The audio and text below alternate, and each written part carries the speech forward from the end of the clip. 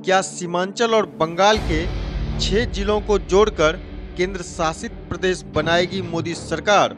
लोकसभा चुनाव से पहले पूर्णिया सीमांचल को लेकर अमित शाह के दिए बयान से एक बार फिर ऐसी अटकलें तेज हो गई है।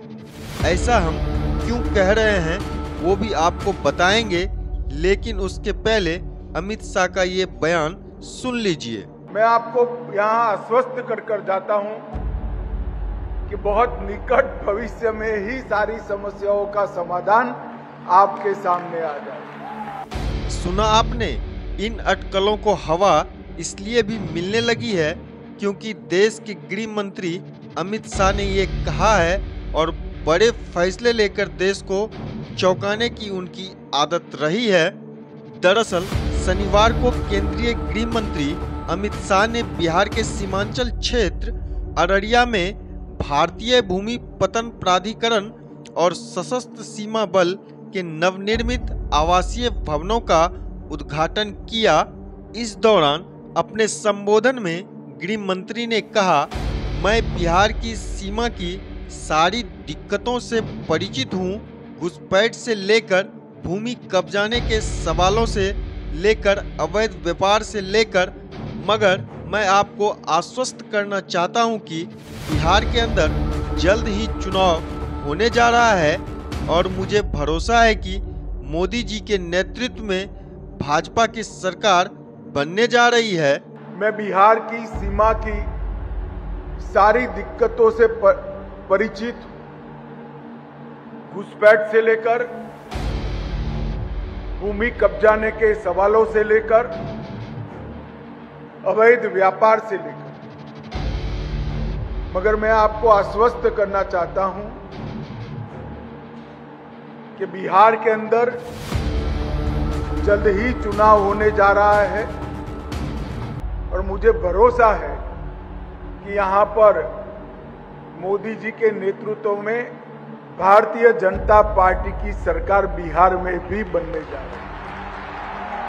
आगे उन्होंने कहा, इस सीमांत क्षेत्र की जितनी भी समस्याएं हैं, इन समस्याओं का हल केंद्र और राज्य सरकार दोनों मिलकर तुष्टीकरण की नीति के बगैर कठोर दृष्टि और कठोर भाव से कदम उठाए। उसी में मैं आपको यहाँ आश्वस्त कर जाता हूँ कि बहुत निकट भविष्य में ही सारी समस्याओं का समाधान आपके सामने आ जाएगा। चलिए अब हम आपको बताते हैं कि आखिर सीमांचल और बंगाल के कुछ जिलों को मिलाकर अलग केंद्र शासित प्रदेश बनाने की अटकलें पूर्णिया सीमांचल की आबोहवा में क्यों तैर रही है।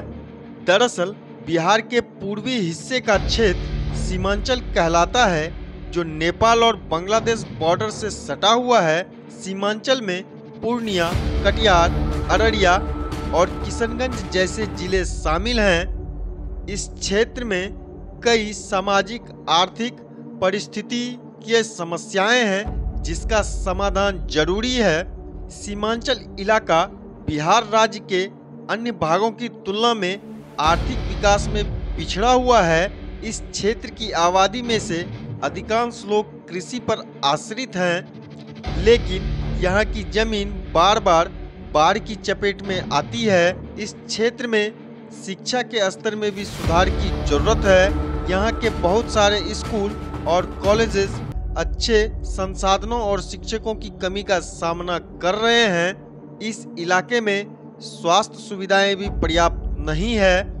आम लोगों को बुनियादी स्वास्थ्य सेवाएं पाने के लिए दूर दूर तक जाना पड़ता है। सीमांचल इलाका बार बार बाढ़ की चपेट में आता है। इससे यहाँ की जमीन और संसाधन बर्बाद हो जाते हैं और लोगों को अपना घर छोड़ना पड़ता है। इस इलाके में रोजगार की भारी कमी है, जिस वजह से ज़्यादातर लोग अपना जीवन चलाने के लिए दूसरे राज्यों की तरफ पलायन करते हैं। इस इलाके के विकास के लिए सरकार को सीमांचल इलाके में निवेश करने की जरूरत है ताकि यहाँ के लोगों को रोजगार मिल सके और क्षेत्र में आर्थिक विकास हो।